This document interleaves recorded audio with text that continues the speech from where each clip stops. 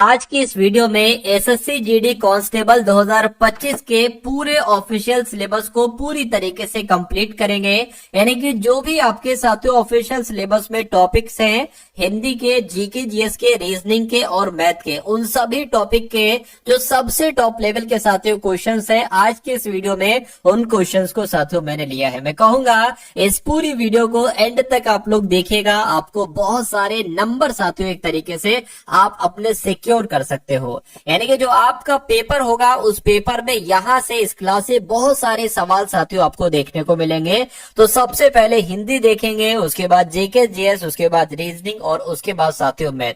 और आज की वीडियो थोड़ी सी खास है आपके लिए, क्योंकि आज की इस वीडियो के पीछे इस पीपीटी को तैयार करने में, इन क्वेश्चंस को निकालने में साथियों काफी मेहनत लगी है। तो मैं कहूंगा इस पूरी वीडियो को अंत तक आप लोग देखिएगा और अपनी तैयारी को साथियों चेक करिएगा कि इन क्वेश्चंस में से कितने क्वेश्चंस आपके बिल्कुल करेक्ट हो पाते। तो पहला सवाल आपकी स्क्रीन पर है, यानी कि जो परिश्रम करते हैं वह सफल होते हैं। अब देखिए यहां पर आपको बताना है, इस पूरे वाक्य में दिक्कत है, ये सही वाक्य नहीं है। ये सही वाक्य क्या ऐसे होगा, जो परिश्रम करते हैं वे सफल होते हैं, ये सही वाक्य होगा। या जो परिश्रम करते हैं, ठीक है, जो सफल होते। देखिए यहां पर तो जो आ गया तो ये गलत वाक्य हो जाएगा।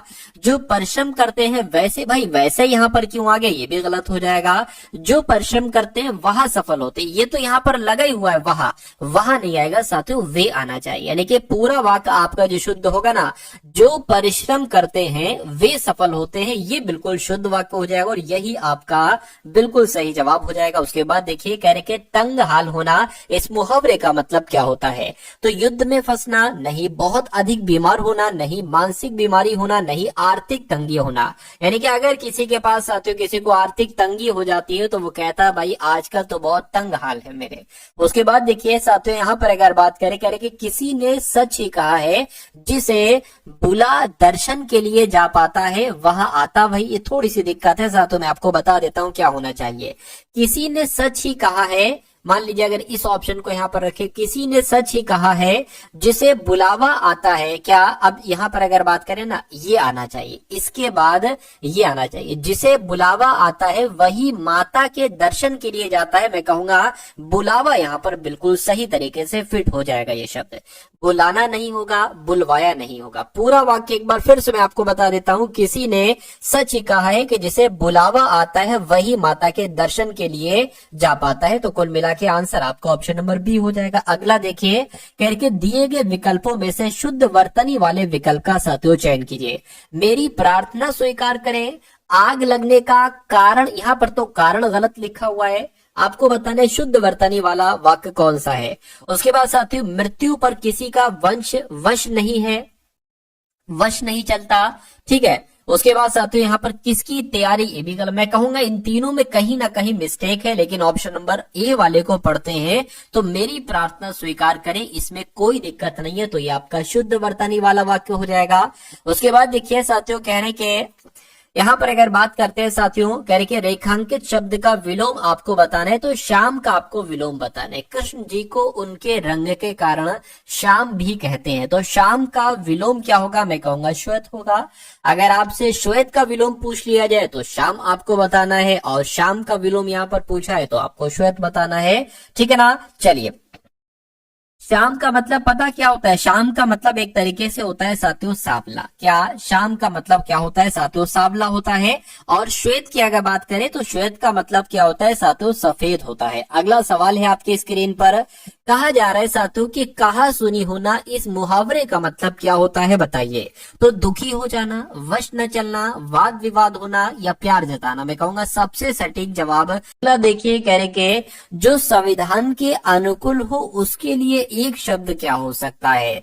तो जो संविधान के अनुकूल हो उसको तो संवैधानिक कहा जाता है। क्या कहा जाता है साथियों, उसको संवैधानिक कहा जाता है। राइट आंसर आपका ए हो जाएगा। अगला देखिए, कहा जा रहा है कि वाक्य में रेखांकित शब्दों के लिए सही शब्दों के विकल्प का आपको चयन करना है। यानी कि यहाँ शुद्ध गाय का दूध मिलता है, शुद्ध गाय का दूध मिलता है। भाई गाय का शुद्ध दूध मिलता है ऐसे करके कुछ होना चाहिए था, तो ये तो गलत है। शुद्ध वाक्य आपको बताने कि यहाँ शुद्ध गाय की, देखिए शुद्ध गाय नहीं होती, गाय तो वही शुद्ध होती ही है, दूध शुद्ध है या अशुद्ध है ये सवाल पैदा होता है।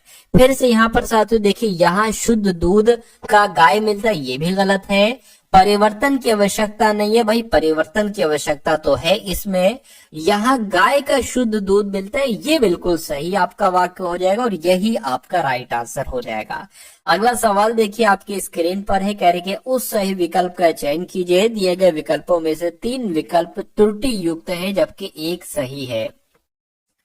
तो आपको बताना है शुद्ध वाक्य कौन सा है। मैं तुमसे रविवार को मिलूंगा, ठीक, मैं तुमसे रविवार के दिन मिलूंगा। देखिए जब रविवार कह दिया है तो दिन मेरे हिसाब से नहीं आना चाहिए। मैं तुमसे रविवार में मिलूंगा, में नहीं आना चाहिए। मैं तुमसे रविवार के दिन मिलूंगा, ये भी नहीं सही है। मैं कहूंगा अगर शुद्ध वाक्य इन चारों में से बात करें तो ऑप्शन नंबर ए वाला हो जाएगा। देखिए मैं तुमसे रविवार को मिलूंगा, ये अगर आपका जवाब है तो बिल्कुल सही है। साथियों अगर आपने अभी तक इस वीडियो को लाइक नहीं किया तो रिक्वेस्ट करता हूं आपसे कि वीडियो को लाइक कर दीजिए। और अगर वाकई में आप अपना सिलेक्शन लेना चाहते हैं, क्योंकि देखिए ये इस बार वैकेंसी कम नहीं है, 39,000 वैकेंसी बहुत होती है और उसमें से 1 सीट अगर आप पाना चाहते हैं तो वो मैं आपको साथियों दिलवा दूंगा। मैं आपको इतना पढ़ा दूंगा क्योंकि एसएससी जीडी बहुत कठिन पेपर नहीं है, आईएएस वाईएएस का पेपर ये नहीं है। ये एक बहुत अच्छी जॉब है, ठीक है, और इसका सिलेबस बहुत हाई लेवल का है कि बहुत कठिन क्वेश्चन आते नहीं साथियों, बहुत कठिन क्वेश्चन भी नहीं आते हैं। देखिए आपको हिंदी पर मैं इतना कमांड हासिल करवा दूंगा कि 20 क्वेश्चन में से 20 सही, रीजनिंग पर बहुत अच्छी कमांड, मैथ पर बहुत अच्छी कमांड करवा दूंगा, ठीक है ना। कुल मिला के अगर आप इस चैनल से पढ़ते हैं तो 80 क्वेश्चन में से 70 क्वेश्चन के आसपास साथियों आपका स्कोर करवा दूंगा बस। और इतना अगर आपका स्कोर हो जाता है तो 100% आपका सिलेक्शन साथियों हो जाएगा। तो साथियों पढ़ते रहिए, इसलिए चैनल पर नए हैं तो चैनल को तुरंत क्या कर लीजिए, सब्सक्राइब कर लीजिए, ठीक है ना। डेली यहाँ पर ऐसी क्लास आपके लिए चलती है। चलिए तो अब यहाँ पर अगर बात करते क्या कहा जा रहा है, कह रहे कि दिए गए वाक्य में रेखांकित शब्द का विलोम आपको बताना है।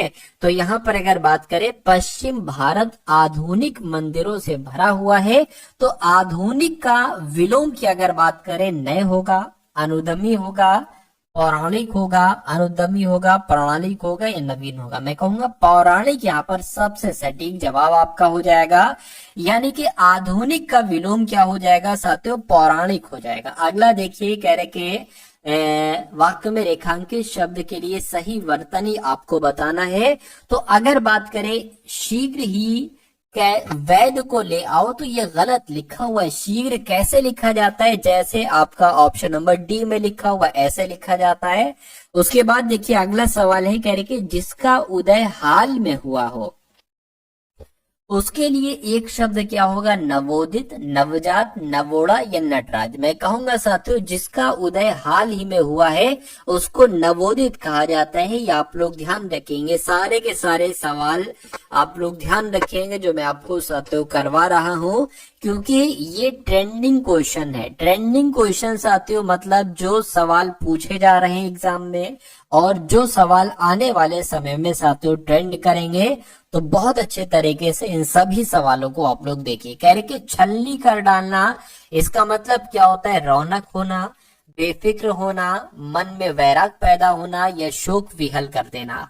मैं कहूंगा आंसर आपका जो जाएगा वो ऑप्शन नंबर डी के साथ जाएगा, छलनी कर डालना यानी कि शोक विहल कर देना। उसके बाद देखिए अगला सवाल साथियों आपकी स्क्रीन पर है, कहा जा रहा है कि वर्तनी आपको बताना है, यानी कि आपसे मिलना तो मेरा सौभाग्य है। अब यहाँ पर सौभाग्य सही थोड़ी ना लिखा गया है। सौभाग्य कैसे लिखा जाता है, ऐसे नहीं साथियों। कैसे लिखा जाता है, जैसे आपका ऑप्शन नंबर 3 में लिखा हुआ ऐसे लिखा जाता है। उसके बाद देखिए कह रहे कि निम्नलिखित प्रश्न में दिए गए विकल्पों में से उस विकल्प का चयन करिए जो दिए गए मुहावरे के अर्थ का सबसे अच्छे तरीके से व्यक्त करता है। यानी कि किताबी कीड़े को क्या कहा जाता है। मतलब किताबी कीड़ा किसको कहा जाता है? हर समय पढ़ाई में लगे रहने वाले को किताबी कीड़ा कहा जाता है। पढ़ाई से दूर भागने वाले को तो नहीं कहते। ऐसा कीड़ा जो दीमक नहीं साथियों उलझन पैदा, ये भी नहीं। मैं कहूंगा हर समय पढ़ाई में लगे रहने वाले को क्या कहा जाता है भाई? ये तो किताबी कीड़ा है, आपने भी सुना होगा। ठीक है, हो सकता है कुछ लोग आपको कहते हो। चलिए अगला सवाल कह रहे कि गोस्वामी जी को बुला लाओ। तो रेखांकित शब्द की अगर बात करें साथियों, गोस्वामी जी को बुला लाओ, रेखांकित शब्द का तद्भव शब्द आपको यहाँ पर साथियों बताना है। तो गोस्वामी की बात करें तो ये एक तत्सम शब्द है। इस शब्द का तद्भव शब्द की अगर बात करते हैं तो गुसाई आप लोग यहाँ पर ध्यान रखेंगे। क्या? गुसाई आप लोग यहाँ पर साथियों ध्यान रखेंगे। अगला सवाल है आपकी स्क्रीन पर, यानी कि रेखांकित शब्द का विलोम आपसे यहाँ पर पूछा जा रहा है। तो मुजरिम को जीवन दान दिया, तो जीवन दान का साथियों विलोम आपको यहाँ पर बताना है। तो जीवन दान का विलोम जीवन होगा, कटुकरण होगा, जीवात्मा होगा, मृत्यु दंड होगा। तो मैं कहूंगा क्या होगा साथियों? मृत्यु दंड होगा। यानी कि जीवन दान का विलोम मृत्यु दंड और मृत्यु दंड का विलोम क्या हो जाएगा? जीवन दान हो जाएगा। अगला सवाल आपकी स्क्रीन पर है, कहा जा रहा है कि रेखांकित शब्द का विलोम बताइए। यानी कि अगर बात करें यह समूह अलगाव की राह पर है, तो अलगाव का आपको बताना है विलोम क्या होगा। अलगाव का मतलब क्या? अलगाव का विलोम क्या? समाज होगा, अपूर्ण होगा, निडर होगा या एकीकरण होगा? बताइए।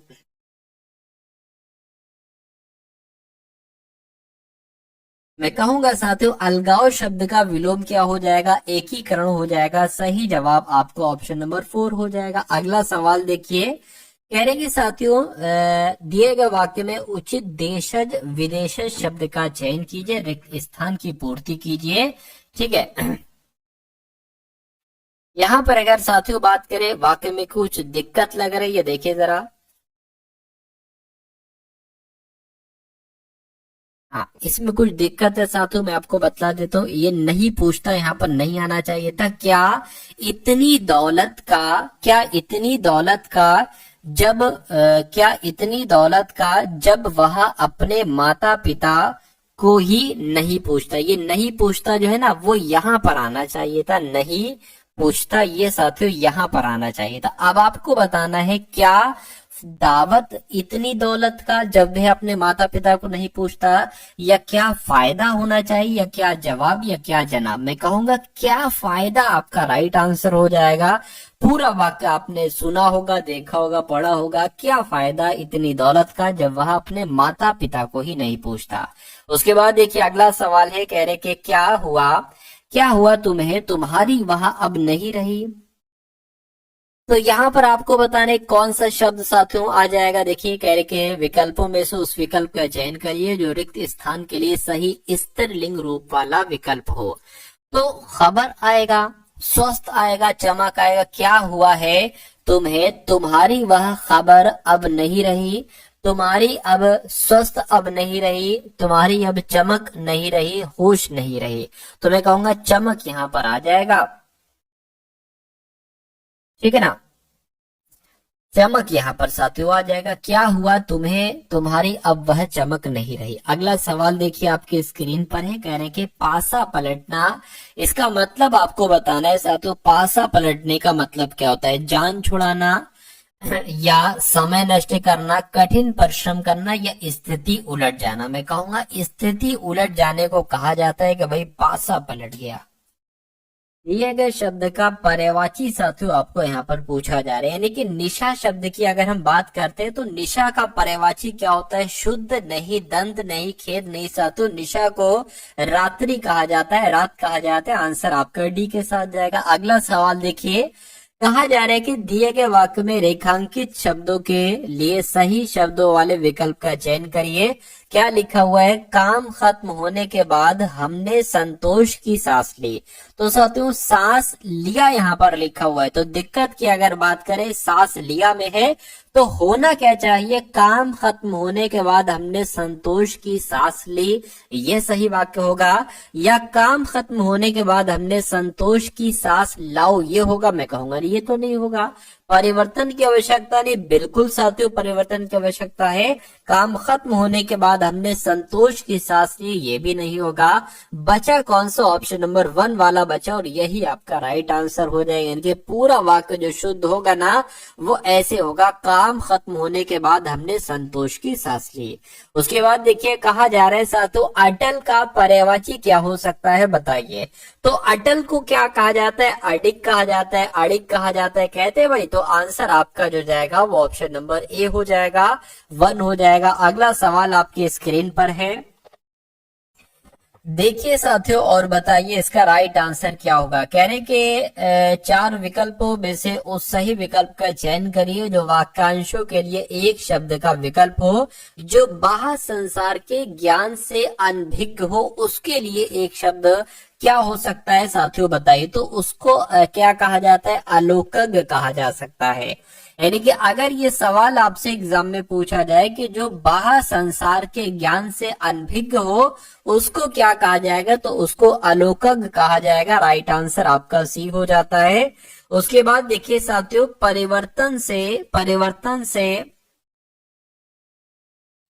परिवार से उस व्यक्ति के चले जाने की, ठीक है, चले जाने की सदैव बनी रहती। तो आपको बताना है, खाली जगह यहाँ पर है, यहाँ पर कौन सा शब्द आएगा। तो परिवार से उस व्यक्ति के चले जाने की कमी सदैव बनी रहती है, या उभार सदैव बनी रहती है, या कटुता सदैव बनी रहती है, या क्रांति सदैव बनी रहती है। तो मैं कहूंगा इस खाली जगह में ऑप्शन नंबर 1 वाला ये शब्द आ जाएगा, और पूरा वाक्य ऐसे हो जाएगा कि परिवार से उस व्यक्ति के चले जाने की कमी सदैव बनी रहती है। उसके बाद देखिए कह रहे कि जिसकी कोई उपमा ना हो उसके लिए एक शब्द क्या होगा, तो उसको तो अनुपम कहा जाता है, जिसकी कोई उपमा ना हो। अगला सवाल आपकी स्क्रीन पर कह रहे कि हिट रिफ्रेश नामक पुस्तक के लेखक कौन है। तो अब यहाँ पर साथियों आपके सामने जीके के क्वेश्चंस यहाँ पर शुरू हो चुके हैं, ठीक है ना। जीके के क्वेश्चंस को देखेंगे, रीजनिंग और उसके बाद मैथ के क्वेश्चंस को देखेंगे। देखिए भाई कह रहे कि हिट रिफ्रेश नामक पुस्तक के लेखक कौन है, तो सत्य नडेला इनका नाम है, और सत्य नडेला ही हिट रिफ्रेश नामक पुस्तक के लेखक है। अगला सवाल कह रहे कि असहयोग आंदोलन के दौरान किसने पटना कॉलेज छोड़ा जबकि उसकी परीक्षा के केवल 20 दिन ही बचे थे। तो किनकी बात चल रही है साथियों, आपसे यहाँ पर ये पूछा जा रहा है। मैं कहूंगा जयप्रकाश नारायण की बात चल रही है। असहयोग आंदोलन के दौरान जयप्रकाश नारायण ने पटना कॉलेज छोड़ दिया था और उनकी परीक्षा में केवल 20 दिन का समय बचा हुआ था। तो ये सवाल आपसे अगर परीक्षा में पूछा जाए तो इसका राइट आंसर मैंने आपको बता दिया है। उसके बाद देखिए कह रहे काकोरी ट्रेन डकैती एक्शन में किन क्रांतिकारियों को फांसी की सजा दी गई थी। चलिए, तो राम प्रसाद बिस्मिल, अशफाक उल्लाह खां, बिल्कुल साथियों आप लोग ध्यान रखेंगे काकोरी ट्रेन डकैती एक्शन में राम प्रसाद बिस्मिल और अशफाक उल्लाह खां को फांसी की सजा दी गई थी। उसके बाद देखिए कहा जा रहा है आपसे कि पृथ्वी की भूमध्य रेखीय परिधि लगभग कितनी है। तो साथियों कितनी है ये आपको यहाँ पर मालूम होना चाहिए, 40,075 किलोमीटर। ये क्या है, ये पृथ्वी की भूमध्य रेखीय परिधि है। आंसर आपका सी हो जाता है। उसके बाद देखिए कहा जा रहा है कि 21 मार्च और 23 सितंबर को उच्चतम सूर्य ताप प्राप्त होता है। तो किस पर प्राप्त होता है साथियों, भूमध्य रेखा पर होता है। मैं कहूंगा बिल्कुल, यानी कि 21 मार्च और 23 सितंबर को उच्चतम सूर्य का तापमान होता है भूमध्य रेखा पर होता है, ये आपको याद रखना। उसके बाद देखिए अंतरराष्ट्रीय चावल अनुसंधान संस्थान ये कहाँ पर है, तो ये साथियों मनीला में है। इनका भी आंसर ऑप्शन नंबर डी है, मैं कहूंगा बिल्कुल करेक्ट है, ठीक है ना। साथियों यहाँ पर मैं आपको एक बात बता देना चाहता हूँ कि अभी साथियों ठीक है आपके लिए क्या किया गया, जो हमारी एप्लीकेशन है वहां पर आपके लिए फ्री टेस्ट साथियों डाल दिए गए हैं, ठीक है। अभी आप देखेंगे एक आध दिन में और आपके लिए जो है वो टेस्ट अपलोड किए जाएंगे। उन टेस्ट को साथियों लगाकर, बिल्कुल फ्री टेस्ट है, उन टेस्ट को लगाकर साथियों आपको मालूम पड़ेगा क्या मालूम पड़ेगा कि आपकी तैयारी कितनी हो चुकी है। तो डिस्क्रिप्शन में टारगेट सिलेक्शन एप्लीकेशन का ऐप का लिंक दे दिया गया है, वहां से जाकर उस एप्लीकेशन को डाउनलोड कर लेना और उन फ्री टेस्ट को साथियों जरूर आप लोग लगाइएगा। चलिए तो बढ़ते हैं साथियों, अब इस सवाल पर कह रहे हैं कि विश्व का कॉफी का पोर्ट किसे कहा जाता है। तो विश्व का कॉफी का पोर्ट साथियों किसे कहा जाता है, सेंटोस को कहा जाता है। किसको, सेंटोस को कहा जाता है। उसके बाद देखिए यानी कि भारतीय संविधान का वो कौन सा अनुच्छेद है जो व्यक्ति के विदेश यात्रा के अधिकार को संरक्षण प्रदान करता है। तो किस अनुच्छेद की बात चल रही है साथियों, अनुच्छेद 21 की बात चल रही है। ये आपका राइट आंसर हो जाएगा। भारतीय संविधान के अनुच्छेद 21 के दायरे में क्या नहीं आता है, तो साथियों क्या नहीं आता है, मृत्युदंड, विदेश यात्रा। देखिए विदेश की यात्रा पर आप जा सकते हैं, ये आपको स्वतंत्रता है अनुच्छेद 21 के तहत। जीवन जीने के अधिकार में भी साथियों आपको स्वतंत्रता है अनुच्छेद 21 के तहत, और अपनी पसंद से विवाह भी आप कर सकते हैं। लेकिन मृत्यु दंड की अगर बात करें तो ये साथियों नहीं है। तो मैं कहूंगा नहीं है, तो यही आपका राइट आंसर हो जाएगा। उसके बाद देख लीजिए अगला सवाल है, कह रहे कि राज्यपाल को विधान परिषद में कितने सदस्यों को मनोनीत करने की शक्ति प्राप्त है। तो मैं कहूंगा क्या कुल सदस्यों की संख्या की 1/6 भाग, 1/10, 1/15 या 1/2 आप लोग ध्यान रखेंगे। 1/6 भाग की अगर बात करें, यानी कि राज्यपाल को विधान परिषद में कितने सदस्यों को मनोनीत करने की शक्ति है। तो कुल मिला के जितने सदस्य होंगे ना, तो उन सदस्य की संख्या की 1/6 भाग कर लोगे तो उतने सदस्यों को मनोनयन किया जा सकता है राज्यपाल के द्वारा। उसके बाद देखिए अगला सवाल है यानी कि राज्य विधानमंडल के द्वारा पारित कोई विधेयक किसकी अनुमति के पश्चात अधिनियम का स्वरूप धारण करता है। तो किसकी अनुमति के बाद साथियों, राज्यपाल की अनुमति के बाद आप लोग ध्यान रखेंगे अधिनियम का स्वरूप ले लेता है। उसके बाद देखिए निम्नलिखित में से किस अनुच्छेद का समर्थन डॉक्टर भीमराव अंबेडकर के द्वारा इस तर्क पर किया गया था कि इसका प्रयोग अंतिम उपाय के रूप में किया जाएगा। तो किस अनुच्छेद की अगर बात करें तो मैं कहूंगा अनुच्छेद 356 आपका राइट आंसर हो जाएगा। यानी कि अनुच्छेद 356 का समर्थन डॉक्टर भीमराव अंबेडकर के द्वारा इस तर्क पर किया गया था कि इसका प्रयोग अंतिम उपाय के रूप में किया जाएगा।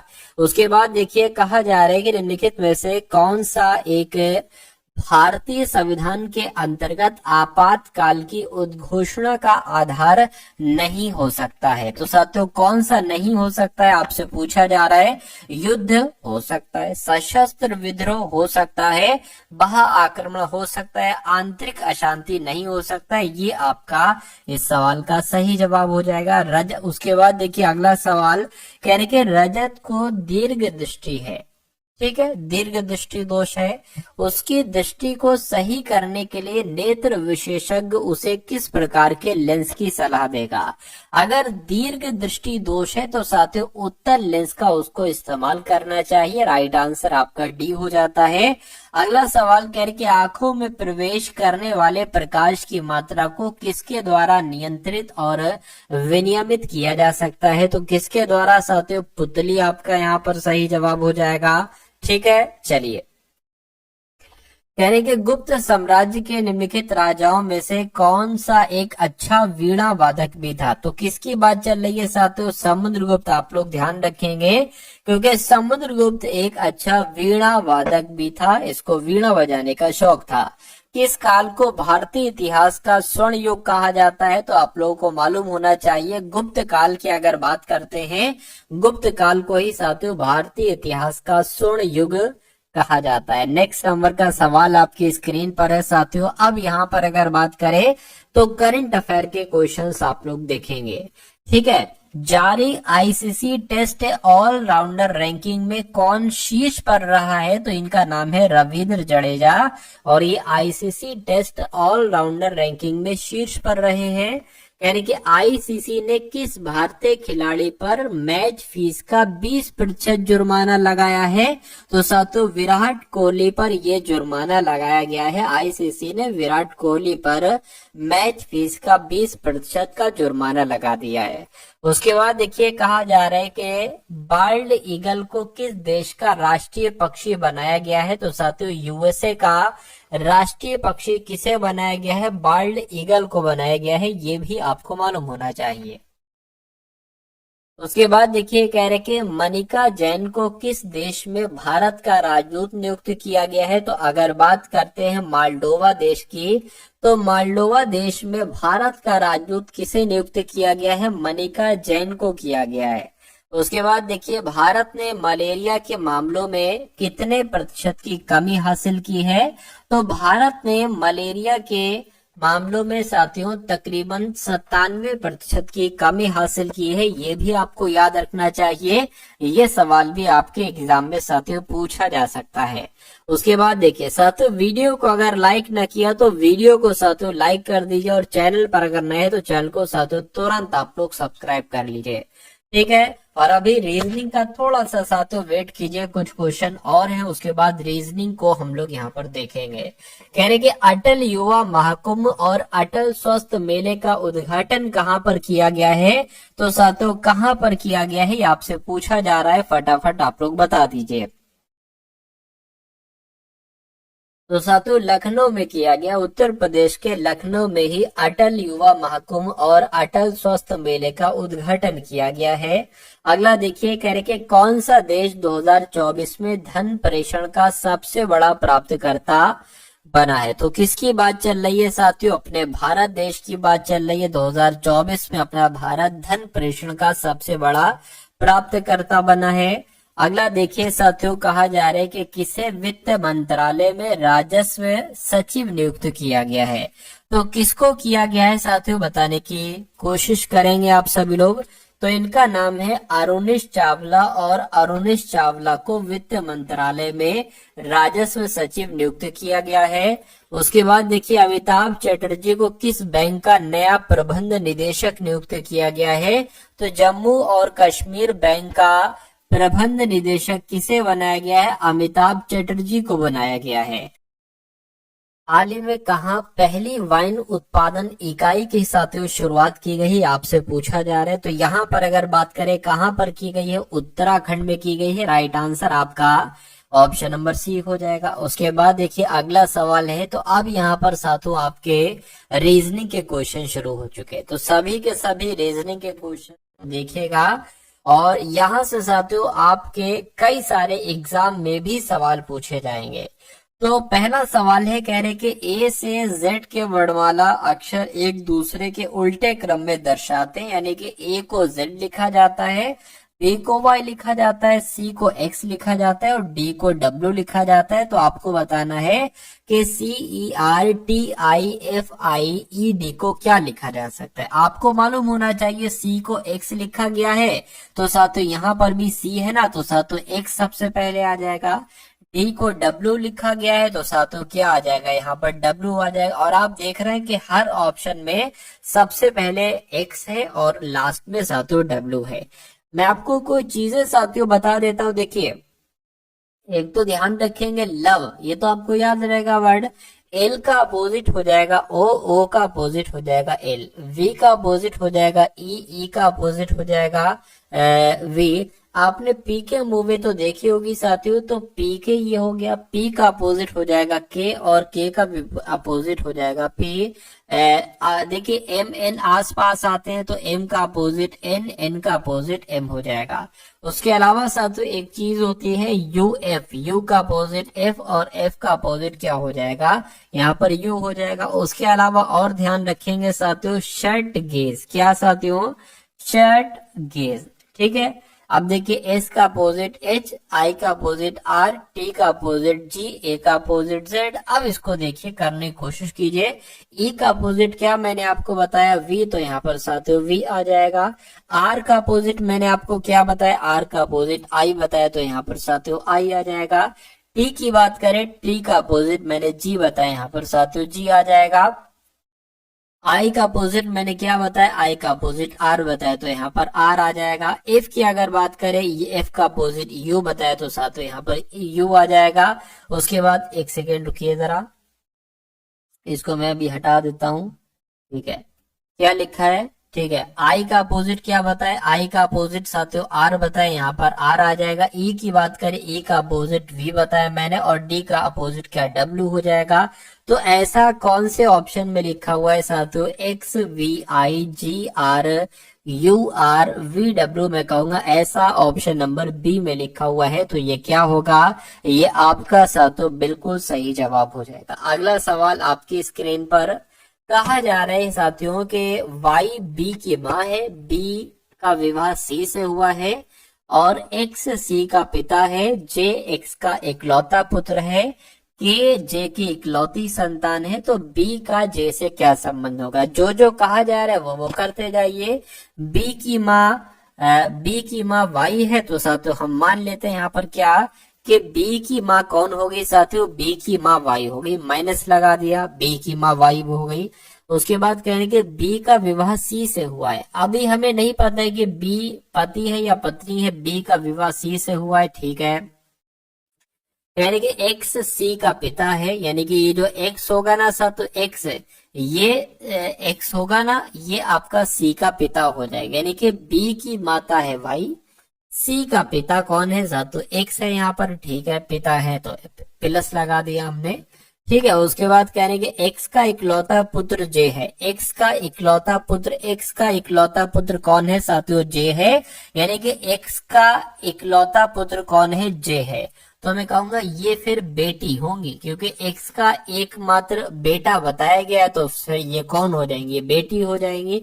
मैं कहूंगा अब ये पत्नी हो जाएंगी और ये पति हो जाएंगे। ये बात क्लियर है, ठीक है।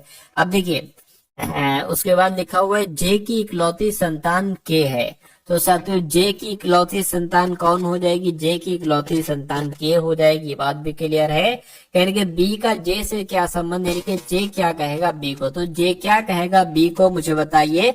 मैं कहूंगा ये तो इसका कौन हो जाएगी, बहन हो जाएगी, और बहन के पति ये हो जाएंगे। तो बहन के पति को क्या कहा जाता है साथियों, जीजा कहा जाता है। राइट आंसर इसलिए आपका ऑप्शन नंबर डी हो जाएगा। अगला सवाल आपकी स्क्रीन पर कहने के एक है, उसके बाद 2 है, उसके बाद 3 आ गया, उसके बाद 8 है, उसके बाद साथियों 15 है, और उसके बाद आपको बताने क्या आएगा, उसके बाद 105 है, और साथियों फिर 384 है। तो देखिए यहाँ पर अगर बात करें 1 से 2, 2 से 3, 3 से एकदम 8, फिर 8 से एकदम 15, ऐसा क्या है साथियों, फिर 105 से 384, क्या यहाँ पर लॉजिक लगा है, जरा आप देखिए। चलिए देखिए, अगर हम साथों एक काम करिए साथों, ऐसा करें कि इस एक की अगर बात करें, एक से 3 बनाया गया है और 3 से 15 बनाया गया, 1 से 3 बनाया गया है और 3 से 15 बनाया गया है। अगर हम इस एक में 3 की गुणा करें तो 3 आ जाएगा। उसी प्रकार 3 में अगर हम साथियों किसकी गुणा करें, 5 की गुणा करें तो 15 आ जाएगा। अब 15 में हम किसकी गुणा करेंगे, 105 आ जाए। तो 15 में अगर हम 7 की गुणा करते हैं तो 105 आ जाएगा। अब इसको देख लीजिए, 2 में साथियों किसकी अगर हम गुणा करें, तो मैं कहूंगा अगर हम 4 की गुणा करते हैं तो क्या आ जाएगा साथियों, इतना आ जाएगा। अब यहाँ पर कितनी साथियों गुणा करें, ये पूछा जा रहा है आपसे। तो यहाँ पर अगर साथियों बात करते हैं हम लोग 6 की गुणा करें, ठीक है। अब देखिए 4, क्योंकि एक एक नंबर छोड़ के यहाँ पर आ रहा है, तो एक एक नंबर छोड़ के यहाँ पर भी आएगा। यानी कि 8 छंग कितने हो जाएंगे साथियों, 8 छंग आपके 48 के 48 यहाँ पर आएगा। एक सेकंड रुकिए, अभी इसकी अगर बात करें, अब एक नंबर छोड़ के, यानी कि यहाँ पर 8 से हमें गुणा कराना पड़ेगी। तो अगर 48 अट्ठे 384 होते हैं, एक सेकेंड,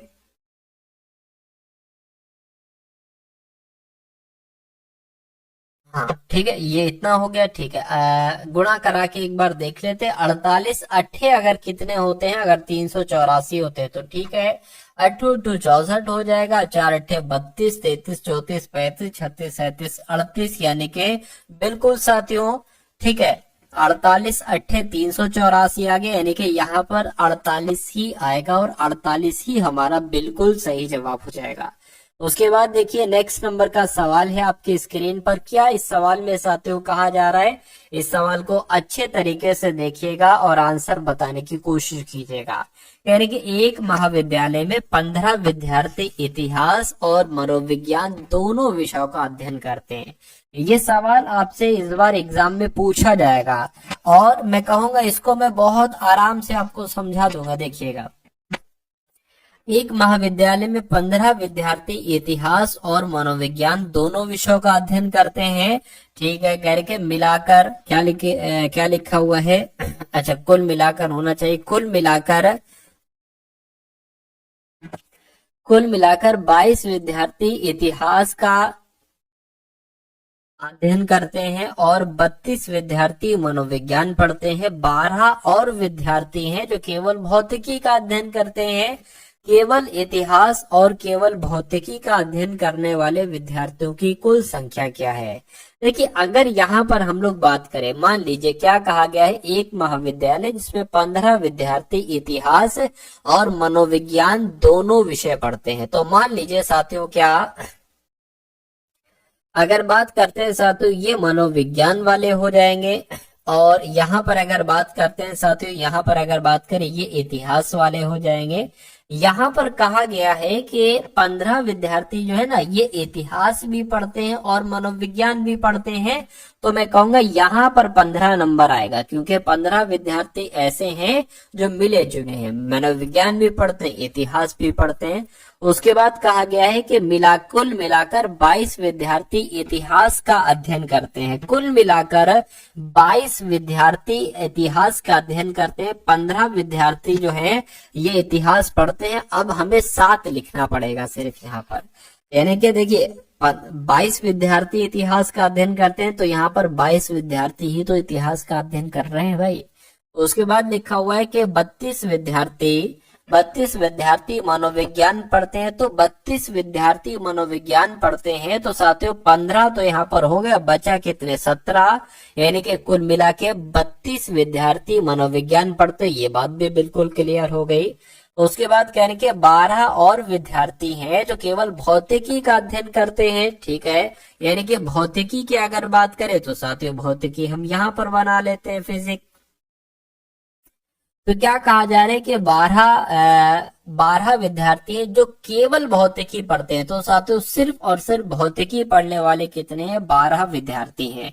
यानी कि केवल इतिहास और केवल भौतिकी का अध्ययन करने वाले विद्यार्थियों की कुल संख्या कितनी है। सिर्फ इतिहास पढ़ने वाले विद्यार्थी 7 हैं और साथियों अगर बात करें सिर्फ भौतिकी पढ़ने वाले विद्यार्थी 12 हैं। तो मैं कहूंगा इनका योग 19 बनेगा, यानी कि केवल इतिहास और केवल भौतिकी का अध्ययन करने वाले विद्यार्थियों की कुल संख्या 19 है। तो 19 आपका यहाँ पर क्या होगा, आपका राइट आंसर हो जाएगा। ठीक है ना। चलिए साथियों, अब उसके बाद देखिए अगले नंबर का सवाल है आपके स्क्रीन पर। देखिए सवाल को और फटाफट आप लोग यहाँ पर बता दीजिए कि आपका राइट आंसर साथियों क्या हो सकता है। चलिए, यानी कि दिए गए पैटर्न का ध्यान पूर्वक अध्ययन करें और उस संख्या का चयन करें जो इसमें प्रश्न चिन्ह के स्थान पर आ सकती है। चलिए भाई, अब देखिए क्या कहा जा रहा है कि 12, 30, 18, 18, 45, 27, तो 24 और 24 की कैलकुलेशन करके साथियों यहाँ पर क्या आ सकता है, यहाँ पर आपको बताने क्या नंबर आएगा। देखिए अगर हम साथियों यहाँ पर 12, 18 को जोड़ देते हैं तो साथियों हमें 30 मिल जाएगा। ठीक है, उसी प्रकार 18 और 27 को जोड़ देते हैं तो 45 मिल जाएगा। 24 को जोड़ देते तो साथियों 48 मिल जाएगा, यानी कि आपका आंसर क्या होगा, 48 होगा। तो कितना आसान सा क्वेश्चन, लेकिन अगर कोई लॉजिक ना निकाल पाए तो ये उसके लिए बहुत कठिन क्वेश्चन हो जाएगा। चलिए, तो ऐसी साथियों प्रैक्टिस अगर आप करते रहेंगे तो आप बहुत अच्छे मुकाम तक पहुंच जाएंगे। रीजनिंग में आपको हर एक कॉन्सेप्ट का सॉल्यूशन साथियों मालूम पड़ जाएगा। इस सवाल की अगर बात करें, कह रहे कि साथियों 70 है पहले, उसके बाद 66 हो गया, उसके बाद 58 हो गया, उसके बाद 46 हो गया और उसके बाद साथियों 30 हो गया। तो आपको बताने कि उसके बाद यहाँ पर क्या नंबर आ सकता है, बताइए। तो यहाँ पर अगर बात करें, देखिए इसमें कितना माइनस करेंगे, तो 4 माइनस करेंगे। इसमें कितना माइनस करेंगे, 66 से 58 बनाने के लिए 8 माइनस करेंगे। 58 से 46 बनाने के लिए साथियों 10 और 2 यानी कि -12 करेंगे। 46 से 30 अगर जाना है तो साथियों कितने माइनस करेंगे, 16 माइनस करेंगे। तो यहाँ पर कितने माइनस करना चाहिए, देखिए 4, 8, 12, 16, तो हर बच्चा बता देगा कि 20 हो जाएगा। यानी कि 30 में 20 माइनस करेंगे तो 10 आता है। क्या यहाँ पर 10 ऑप्शन में आएगा? बिल्कुल साथियों 10 ऑप्शन में भी दिख रहा है और 10 ही आपका यहाँ पर सही जवाब हो जाएगा। उसके बाद देखिए अगला सवाल है, 5 व्यक्ति हैं ABCDE एक पंक्ति में पश्चिम की ओर मुंह करके बैठे हुए। ठीक है साथियों, 5 लोग हम यहाँ पर बना लेते हैं और इन सभी का मुंह पश्चिम की तरफ है। 2, 3, 4 और 1 साथियों 5। इनका मुंह किस तरफ है? इस तरफ साथियों इनका मुंह है। ये बात भी आपको ध्यान रखना। उसके बाद कहने के A और B एक साथ बैठे हैं, तो A और B आजू बाजू बैठे होंगे। C दक्षिणी सिरे पर बैठे है, तो दक्षिणी सिरा ये है, उत्तरी सिरा ये है। तो D कहाँ पर बैठा है? D साथियों यहाँ पर बैठा है। और क्या कहा जा रहा है, अच्छा C दक्षिणी सिरे पर बैठा है। C की अगर बात करते हैं तो C जो है ना, C ये दक्षिणी सिरे पर बैठा है और D उत्तरी सिरे पर बैठा है, यानी कि D साथियों यहाँ पर बैठा है। और कहने के E जो है ना, E ये B और C के बीच में बैठा है। तो B और क्या कहा जा रहा है, B और C के बीच में, देखिए C ये है, B जाहिर सी बात है यहाँ पर बनेगा। तो B और C के बीच में कौन बैठा है? E बैठा है, यानी कि E आपका यहाँ पर बैठ जाएगा। अब 1, 2, 3, 4, 5 में से 4 लोग आप बैठा चुके हो। एक बचा है, कौन बचा है? A बचा है, तो A यहाँ पर बैठ जाएगा। सवाल में क्या पूछा जा रहा है, कह रहे कि दक्षिण से तीसरे स्थान पर कौन है? तो 1, 2, 3 दक्षिण से तीसरे स्थान पर कौन है साथियों? बी है। तो आपका जवाब क्या होगा? ऑप्शन नंबर बी आपका बिल्कुल करेक्ट आंसर हो जाएगा। उसके बाद देख लीजिए अगले नंबर का सवाल है, कहने कि यदि पूर्व को पश्चिम कहा जाए। देखिए अब मैं आपको सिंपल से एक चीज बता देता हूँ। सिंपल सी चीज क्या है साथियों, ये आपका क्या कहलाएगी? रियल, ये पूर्व कहलाई जाएगी। और इसकी बात करें तो ये साथियों पश्चिम हो जाएगी, और इसकी बात करें तो ये दक्षिण हो जाएगी, और इसकी अगर बात करें तो ये उत्तर हो जाएगी। ठीक है ना। अब क्या कहा जा रहा है, कह रहे कि पूर्व को पश्चिम कहा जाए तो पूर्व, यानी कि ये क्या कहा जा रहा है साथियों? पश्चिम इसको कहा जा रहा है। ठीक है, यानी कि 180 डिग्री घुमा दिया गया है। और पश्चिम को उत्तर कहा जाए, पश्चिम को उत्तर कहा जाए। ठीक है भाई, चलो कोई नहीं। पश्चिम की अगर बात करते हैं, पश्चिम को साथियों यहाँ पर उत्तर कहा गया है, और उत्तर को क्या कहा गया? उत्तर को दक्षिण कहा गया, और दक्षिण को क्या कहा गया है? उत्तर कहा गया है। तो भारत में सूर्योदय किस दिशा में होता है? तो सूर्योदय की अगर बात करते हैं तो पूरब दिशा में होता है। किस दिशा में होता है साथियों? पूरब, यानी कि इस दिशा में होता है। तो पूरब को क्या कहा गया है? पश्चिम कहा गया है। तो आपका जवाब क्या होगा साथियों? पश्चिम आपका यहाँ पर बिल्कुल सही जवाब हो जाएगा। ठीक है ना। चलिए अगला सवाल आपकी स्क्रीन पर है, देखिए और बताइए सवाल का जवाब आपका क्या हो सकता है। कह रहे कि सभी धागे पिन है। तो मान लीजिए साथियों ये क्या होगा? ये धागे हो गए, ये धागे हो गए, और कहा जा रहा है सभी धागे पिन है। तो ये सभी धागे हमने क्या बना लिए? पिन बना लिए। कह रहे कि कुछ पिन कुशन है, तो मान लेते इतने पिन क्या हो जाएंगे? इतने पिन साथियों कुशन हो जाएंगे। ये बात भी क्लियर हो गई। अब निष्कर्ष की अगर बात करें, निष्कर्ष को देखिए और बताइए कौन सा निष्कर्ष गलत है, कौन सा सही है। कह रहे कि कुछ कुशन पिन है, कुछ कुशन पिन है। बिल्कुल साथियों, कुछ पिन कुशन है तो कुछ कुशन भी पिन हो सकते हैं। ये आपका बिल्कुल सही हो जाएगा। कुछ पिन धागे हैं, कुछ पिन आगे है। बिल्कुल साथियों, इतने पिन क्या हो जाएंगे? धागे हो जाएंगे। मैं कहूंगा ये भी सही है, यानी कि आपका राइट आंसर जो जाएगा वो ऑप्शन नंबर डी, यानी कि निष्कर्ष 1 और निष्कर्ष 2 दोनों सही है। ये आपका सही जवाब हो जाएगा। उसके बाद देखिए अगले नंबर का साथियों सवाल है आपकी स्क्रीन पर, कह रहे कि 6 दोस्त एक गोल घेरे में इसके केंद्र की ओर मुख करके एक दूसरे से समान दूरी पर बैठे हैं। तो 6 दोस्तों की बात की गई है, 6 दोस्त बना लेते, 1 2 3 4 5 और एक 6। कहा जा रहा है कि धीराज प्रमोद पार्थिव के बीच में बैठा है, प्रियांशु मुकुंद और लाया के बीच में बैठा है, ठीक है। प्रमोद और मुकुंद एक दूसरे के सामने बैठे। आप इसको सबसे पहले सॉल्व करोगे, क्योंकि अभी हमें नहीं पता है कि प्रियांशु जो है ना, ये प्रियांशु मुकुंद और लाया के बीच में बैठा है, तो मुकुंद किधर को बनेगा, प्रियांशु के दाएं तरफ बनेगा या प्रियांशु के बाएं तरफ बनेगा। लेकिन इसमें कोई दिक्कत नहीं है, प्रमोद और मुकुंद एक दूसरे के सामने बैठे हैं, तो कहीं पर भी बैठा दो साथियों। मान लीजिए अगर बात करें प्रमोद को, अगर हम यहाँ पर बैठा रहे हैं, तो प्रमोद के सामने कौन बैठेगा, मुकुंद, यानी कि मुकुंद साथियों यहाँ पर बैठेंगे, मुकुंद यहाँ पर बैठेंगे, ठीक है। उसके बाद क्या कहा जा रहा है साथियों के प्रमोद के बाएं और बगल में लाया है, तो प्रमोद का बायां किधर होगा, मैं कहूंगा प्रमोद का बायां इधर होगा, यानी कि इधर को साथियों लाया बैठे हैं, ठीक है। अब पार्थिव के बाईं ओर कौन बैठा है, तो पार्थिव हमें देखना होगा कहां पर बैठे हैं। तो अब सबसे ऊपर आ जाइए, इसको सॉल्व करने की कोशिश कीजिए। करके धीराज जो है ना, धीराज ये प्रमोद और पार्थिव के बीच में बैठा है।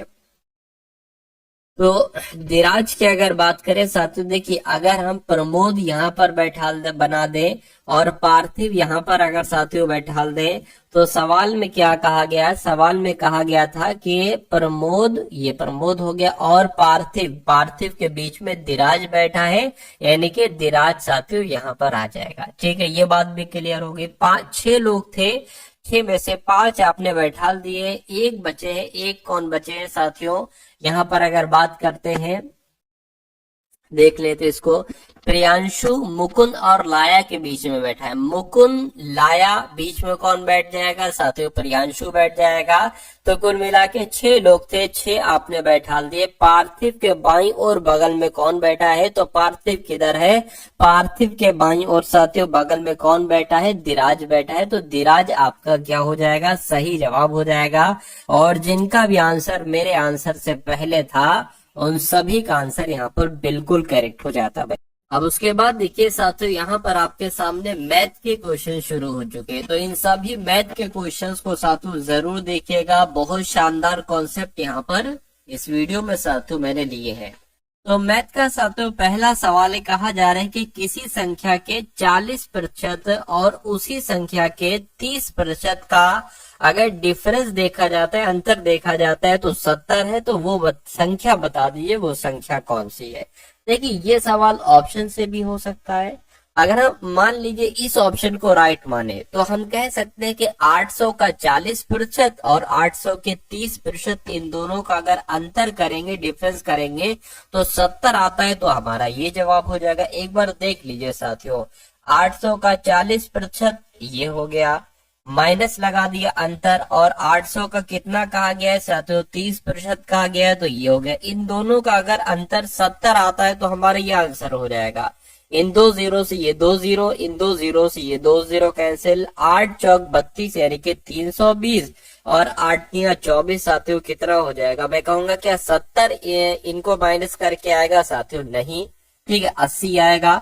तो ये लॉजिक क्या हो जाएगा साथियों, हमारा फेल हो जाएगा। दूसरा एक बार हम देख लेते हैं दूसरे ऑप्शन को, 600 का साथियों 40% और 600 का कितना साथियों 30%, ये 100 लगा लिया, यहाँ ये 100 लगा लिया, इन 2 जीरो से ये 2 जीरो, इन 2 जीरो से ये 2 जीरो कैंसिल, 6 चौक आपका 24 हो गया, और 6 तिया 18 हो गया साथियों। के इनका अंतर क्या एक तरीके से आएगा, मैं कहूंगा इनका अंतर भी 70 नहीं आएगा, तो ये भी साथियों आंसर नहीं हो सकता। अब सी वाले को चेक कर लेते एक बार, जरा देखिए 70 का क्या साथियों 40% और 70 नहीं बल्कि 700 का 40% और 700 का 30%, 2 जीरो कैंसिल, 2 जीरो कैंसिल, 100 यहाँ पर जो लिखो गया, 7 चौक 28 यानी कि 280, 7 तिया 21 यानी कि 210। क्या इनका डिफरेंस 70 आएगा, बिल्कुल साथियों इनका डिफरेंस 70 आएगा, अंतर 70 आएगा।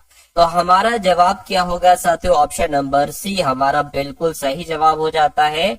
उसके बाद देखिए साथियों, नेक्स्ट नंबर का सवाल है। इस सवाल को बहुत अच्छे तरीके से आप लोग समझिएगा, क्योंकि मेरा मानना है कि ये सवाल आपके एग्जाम में पूछा जा सकता है। कह रहे कि एक कार को 8 दिनों में पूरा करने के लिए 20 व्यक्तियों को लगाया जाता है। ठीक है, कोविड-19 संक्रमण के कारण 4 व्यक्ति 4 दिन के बाद कार छोड़कर चले जाते हैं। ठीक है, कार को पूरा करने के लिए आवश्यक दिनों की कुल संख्या ज्ञात कीजिए। देखिए, अब किसी कार को पूरा करने के लिए 8 दिनों के लिए 20 व्यक्ति लगाए जाते हैं। मैं कहूंगा साथियों, 8 दिन 20 व्यक्ति कार्य करते रहते हैं, तो कुल कार्य कितना होगा? 8 की 20 से करेंगे तो 160, यानी कि ये पता क्या आ गया, ये कुल कार्य आ गया। क्या आ गया साथियों? ये कुल कार्य आ गया, यानी कि इतना कार्य होगा। तभी तो इस कार्य को कंप्लीट करने के लिए 8 दिनों तक 20 व्यक्तियों को लगाएंगे तो वो काम कंप्लीट हो जाएगा। उसके बाद कहा गया है कि कोविड-19 एक बीमारी आ गई, उसकी वजह से 4 व्यक्ति 4 दिन के बाद कार्य छोड़कर चले जाते हैं। तो साथियों, 4 एक तरीके से अगर बात करें, 4 व्यक्ति कार्य छोड़कर चले जाते हैं। अब 4 दिन में कितना कार्य किया गया? ये तो 8 दिन में किया गया। ठीक है, 20 व्यक्ति वही मान लीजिए 4 दिन तक अगर कार्य करते रहे तो कार्य कितना हो गया? 8 दूना कितना 4 दूना 8, यानी कि 80 कार्य हो गया। 80 कार्य हो गया। अब कितना काम शेष रहा? 160 काम था। 80 काम कर दिया 4 लोगों ने 20 दिन तक। ठीक है, सॉरी 20 व्यक्तियों ने 4 दिन तक शुरू के, तो अब 80 कार्य ही तो बचा है साथियों, 80 कार्य बचा है। ठीक है ना। अब कहा क्या जा रहा है कि 4 व्यक्ति 4 दिन के बाद कार छोड़कर चले जाते हैं 4 व्यक्ति। तो अब कितने व्यक्ति बचते हैं साथियों? अब आपके 16 व्यक्ति बचते हैं। ठीक है ना। तो क्या पूछा जा रहा है कि अच्छा, दिनों की संख्या पूछी जा रही है। तो साथियों, अब कितना कार बचा है? 80 कार बचा है। ठीक है ना, 80 कार बचा है। और अब लोग इस कार को कितना एक तरीके से करेंगे, कितना करेंगे? तो 16 व्यक्ति करेंगे। ठीक है ना। तो मैं कहूंगा 16 कम 16, 16 पंजे 80, यानी कि 5 दिन का समय लगेगा बचे हुए काम को करने के लिए। और पहले कितना दिन लगाए थे? पहले 4 दिन लगाए थे, और अब शेष काम को 5 दिन में कंप्लीट किया गया है शेष व्यक्तियों के द्वारा। तो कह रहे हैं कि कार्य को पूरा करने के लिए कितने दिनों की जरूरत होगी? मैं कहूंगा 4 दिन इधर लगे, 5 दिन इधर लगे, कुल मिला के 9 दिन की आवश्यकता होगी पूरे कार्य को करने के लिए। तो 9 दिन आपका कहाँ पर है? ऑप्शन नंबर ए में है। तो यही आपका बिल्कुल सही जवाब हो जाएगा। ठीक है ना। चलिए, तो अब अगला सवाल देख लीजिए साथियों, आपकी स्क्रीन पर है। कहा जा रहा है कि 6 वर्ष पहले ए बी सी की औसत आयु 29 वर्ष थी। 8 वर्ष पहले ए सी की औसत आयु 27 वर्ष थी। बी की वर्तमान आयु आपको बताने कितनी है। देखिए, हमें औसत आयु से मतलब नहीं होता है, हमें मतलब होता है कुल आयु से। हमें ये जानने की कोशिश करना चाहिए कि ए बी सी की वर्तमान समय पर कुल आयु का योग कितना है। ये आप कैसे निकालेंगे? अब देखिए, यहाँ पर अगर बात करें, ये इसमें कहा गया है 6 वर्ष पूर्व। क्या 6 वर्ष पूर्व कहा गया? अब देखिए, अगर मैं कहूं कि ए बी सी की कुल आयु का योग कितना होगा, ये कितने हैं? ये 3 है। तो 3 की गुणा 29 से करा लीजिए, आपको ए बी सी की कुल आयु का योग मालूम पड़ जाएगा। 29 की गुणा 3 से कराइए, 3 नीम कितना हो जाएगा? 27 हो जाएगा। 2 आ जाएगा इधर, 3 दूना 6, 7 8, यानी कि 87 हो जाएगा। लेकिन यहाँ पर एक बात आप लोग ध्यान दीजिए, 6 वर्ष पहले की बात की गई है, यानी कि इसमें अगर वर्तमान समय की निकालना है ना इन तीनों की, तो 6 वर्ष पहले की बात की गई, तो 6 इसमें ऐड करो, 6 इसमें ऐड करो, 6 इसमें ऐड करो, यानी कि कुल मिला के 18 इसमें ऐड कर दो, और आपको ए प्लस बी प्लस सी की वर्तमान आयु का योग मिल जाएगा। तो 7 8 15 हो गए, ये 9 और 1 10, यानी कि 105 साथियों वर्तमान समय पर इनकी आयु है। ठीक है। उसके बाद कहा जाए, अच्छा यही चीज अब ए और सी के साथ करो। अगर ए और सी की वर्तमान आयु कितनी हो जाएगी? वर्तमान आयु नहीं, यानी कि दोनों की योग कितनी हो जाएगी? तो ये दो लोग हैं तो दो से इसकी गुणा कर दो, यानी कि 27 की अगर आप 2 से गुणा कर दोगे तो कितना आ जाएगा, ये इनकी 8 वर्ष पहले की आयु का योग आ जाएगा। 7 दूना 14 हो गया, 2 दूना 4 और 1 5 हो गया। अब देखिए 8 वर्ष पूर्व वर्तमान समय की निकालना है तो 8 इसमें प्लस करो, 8 इसमें प्लस करो, यानी कि 16 इसमें प्लस आपको करना है। तो ये कितना हो जाएगा, 70 हो जाएगा। यानी कि अब कहने का मतलब ये है कि ए प्लस बी प्लस सी की वर्तमान आयु का योग 105 है और ए प्लस सी की वर्तमान आयु का योग कितना है साथियों, 70 है। तो आपसे पूछा जा रहा है कि बी की वर्तमान आयु क्या होगी। अरे भाई अगर इस संख्या में से इसको घटा दोगे तो बी की आयु आपको मिल जाएगी। ठीक है, तो इसमें से घटा दो साथियों, 5 आ गया और ये यहाँ पर 3, यानी कि 35 वर्ष जो होगी ये बी की वर्तमान आयु होगी। यानी कि आंसर आपका अगर ऑप्शन नंबर ए के साथ तो बिल्कुल करेक्ट हो जाता भाई। बहुत बढ़िया, वेरी गुड क्लास। चलिए साथियों उसके बाद देख लीजिए अगले नंबर का सवाल है, कह रहे कि बिक्री कर सहित इस, ये भी बहुत अच्छा क्वेश्चन है, बहुत शानदार कॉन्सेप्ट है। कह रहे कि बिक्री कर सहित, ठीक है, किसी वस्तु का विक्रय मूल्य 772.8 रुपए है, वस्तु का क्रय मूल्य 600 रुपए। क्रय मूल्य मतलब वस्तु को जो खरीदा गया है ना वो 600 रुपए में खरीदा गया है।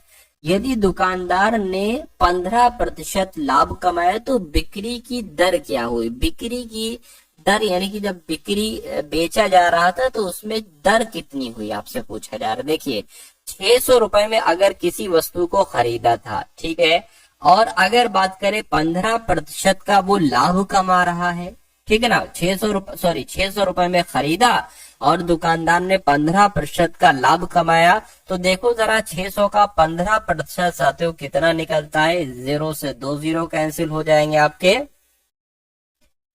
और 15 पंजे 50, 15 का 90 आपका हो जाएगा। ठीक है ना, तो कुल मिला के साथियों अगर बात करें 90 यहाँ पर आ जाएगा, 900 थोड़ी ना, 90, यानी कि 90 रुपए का उसको क्या प्रॉफिट भी प्राप्त हो रहा है। तो इसने खरीदा था इतने में, यानी कि 600 में खरीदा था, 90 रुपए का उसको प्रॉफिट प्राप्त हुआ, यानी कि 690 रुपए में उसने वस्तु को बेचा होगा। ठीक है ना, वस्तु को बेचा होगा।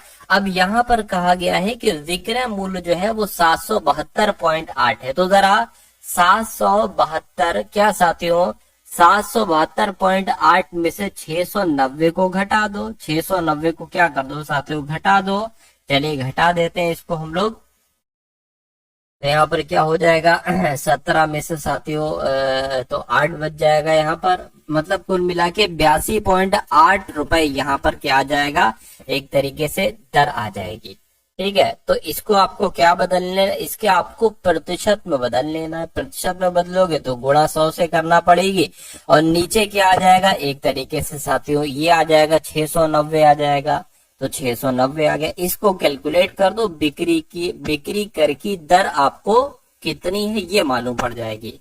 इस जीरो को हटाकर, इस पॉइंट को हटाकर नीचे एक जीरो बढ़ा लेंगे, इन दो जीरो से ये 2 जीरो कैंसिल हो जाएगा। ठीक है, अब इसको अगर कट करें, किससे कट करें, 3 से कट करें, देखिए जरा हो जाएगा 3 दूना 6 हो गया, 2 यहाँ पर लग के इधर आ जाएगा, 32 हो गया, 3 नीम 27 हो गया। ठीक है, एक काम करो, 3 एकम 3 हो गया और ये 28 है, ये कट नहीं पाएगा भाई,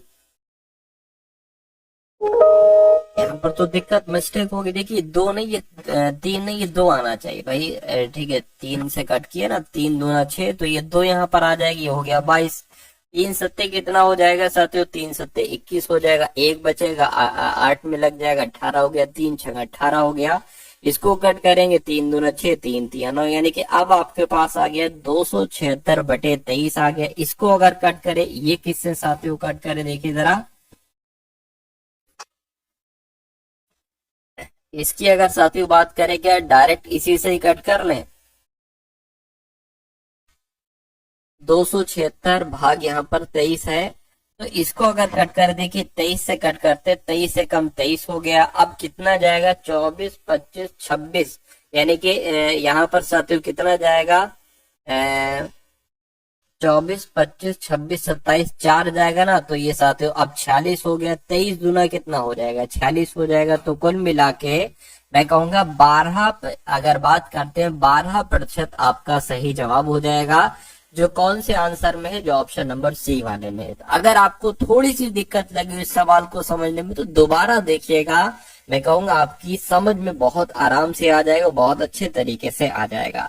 चलिए अब उसके बाद करते हैं अगले नंबर के साथियों क्वेश्चन की। क्या आपसे यहाँ पर पूछा जा रहा है, कहा जा रहा है एक वस्तु का क्रय मूल्य साथियों कितना बताया गया है। एक वस्तु का क्रय मूल्य 2250 रुपए बताया गया है। ठीक है, एक वस्तु का क्रय मूल्य 2250, यानी कि किसी वस्तु को 2250 रुपए में खरीदा है, जो अंकित मूल्य से 25% कम है। यदि उस वस्तु को 15% की छूट पर बेचा जाता, ठीक है, तो इस लेन देन में अर्जित लाभ कितना होता, ये आपको यहाँ पर साथियों को मिला के बताना है। चलिए वही बताइए, इसका जवाब क्या हो सकता है। ठीक है, तो इसको देख लेते हैं साथियों। कह रहे एक वस्तु का क्रय मूल्य इतना है, तो क्रय मूल्य को कॉस्ट प्राइस हम लोग लिख सकते हैं, तो इसको साथियों 2250 आप लिख दीजिए। यानी कि जो अंकित मूल्य से 25% कम है, यानी कि अगर अंकित मूल्य की बात करें, अंकित मूल्य का 75% क्या है, अंकित मूल्य का 75% है ये 2250, यानी कि अंकित मूल्य का क्योंकि अंकित मूल्य से 25% कम है ना, तो अंकित मूल्य का 75% तो होगा साथियों क्रय मूल्य, जो कि 2250 है। इतनी बात क्लियर है, क्लियर है साथियों, तो बहुत अच्छी बात है। अब उसके बाद देखिए, इसको अब कैलकुलेट करेंगे ना, तो अंकित मूल्य आपको मालूम पड़ जाएंगे। ये 2 जीरो इधर आ जाएंगे और ये 75 साथियों नीचे आ जाएगा, और ये चीज यहाँ से गायब हो जाएगी। अब इसको एक तरीके से कट करें तो 5 से कट करें, 5 से कम 5 हो जाएगा, 5 पंजे 25 हो जाएगा। ठीक है, 5 चौक 20 हो गया, 5 पंजे 25 हो गया, 0 0 0 लग गया। 15 से कट करें, 15 तिया 45, यानी कि 3000 आपका क्या आ गया, 3000 आपका साथियों अंकित मूल्य यहाँ पर आ चुका है। अब देखिए, अब क्या करेंगे साथियों, अब कहा जा रहा है कि उस वस्तु को 15% की छूट पर बेचा गया था, यानी कि अंकित मूल्य 3000 था, अंकित मूल्य 3000 था, इसको 15% की छूट पर बेचा गया था। तो अगर 3000 का 85% निकाले, क्योंकि 15% की छूट दी गई, तो ये हमारा सेलिंग प्राइस हो जाएगा, यानी कि विक्रय मूल्य हो जाएगा। तो इन 2 जीरो से ये 2 जीरो कैंसिल हो जाएंगे, 85 की गुणा 30 से करा लीजिए। चलिए कोई दिक्कत नहीं है, 5 तिया 15 हो जाएगा, 8 तिया 24, 25 हो जाएगा। यानी कि मैं कहूंगा सेलिंग प्राइस कितना हो जाएगा साथियों, 2550 हो जाएगा। अब अगर बात करते हैं लाभ को पूछा जा रहा है, अरे भाई किसी वस्तु को खरीदा है 2250 रुपए में, बेचा जा रहा है 2550 रुपए में, कितना एक तरीके से हमें प्रॉफिट हो रहा है। तो अगर हम यहाँ पर प्रॉफिट की बात करते हैं, कितना हो रहा है साथियों एक बार देखकर बताइए। देखिए 2550, 2550 और 2250, इसको साथियों वो माइनस कर लो, 3 आ जाएगा, यानी कि 300 का प्रॉफिट हो रहा है। तो इसको प्रतिशत में बदलने के लिए पूछा जा रहा है, तो क्रय मूल्य नीचे आ जाता है, 2250 नीचे आ जाएगा, इस जीरो से ये जीरो कैंसिल हो जाएगा, 5 चौक आपका 20 हो जाएगा।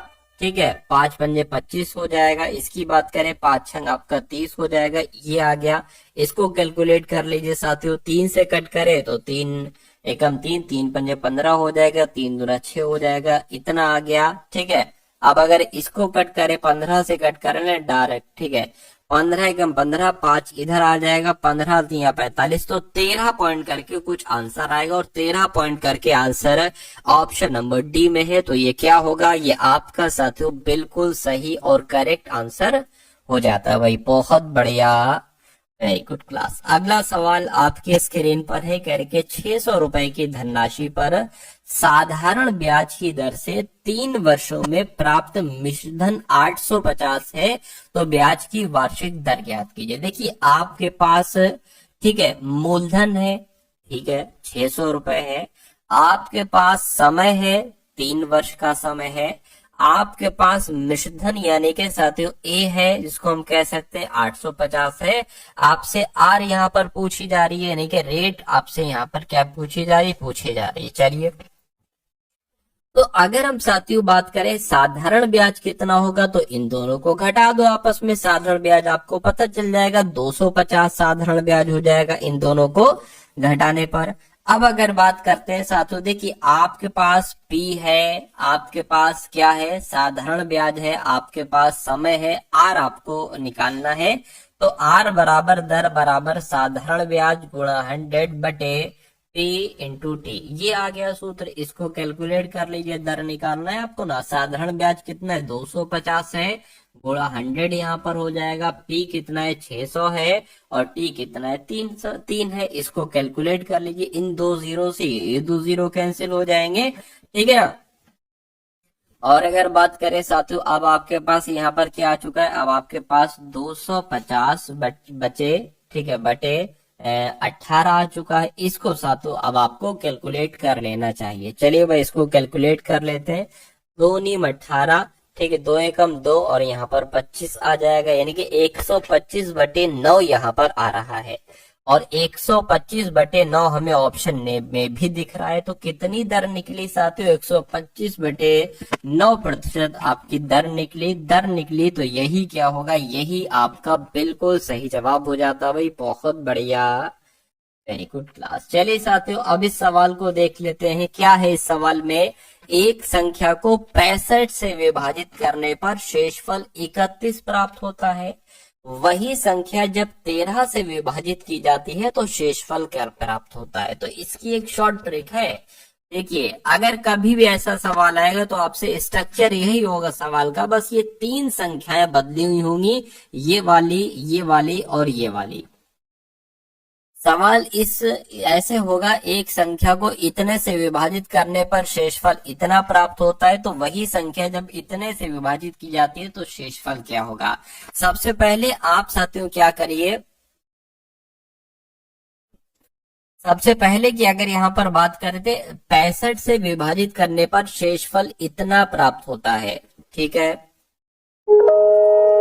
ठीक है। तो आप क्या करें साथियों, ये देखिए कोई मान लीजिए संख्या है, इसको जब 65 से विभाजित किया जाता है तो शेषफल कितना आता है, 31 आता है। आपको इससे कोई मतलब नहीं, आपको जो अंत वाली संख्याएं दिख रही है, एक ये वाली और एक वाली, इन दोनों को साथियों विभाजित करना है, यानी कि 31 भाग 13 को। अब देखिए जो शेषफल बचता है ना, वही आपका आंसर हो जाएगा। 13 कम 13, 13 दूना 26 हो जाएगा। शेषफल कितना बचा, 5 बचा। तो आपका शेषफल 5 हो गया और यही आपका आंसर हो गया, ठीक है ना। वही संख्या जब 13 से विभाजित की जाती है तो शेषफल कितना बचेगा, तो 31 और 13 को विभाजित करना है, जो शेषफल होगा वही आपका आंसर हो जाएगा भाई। बहुत बढ़िया।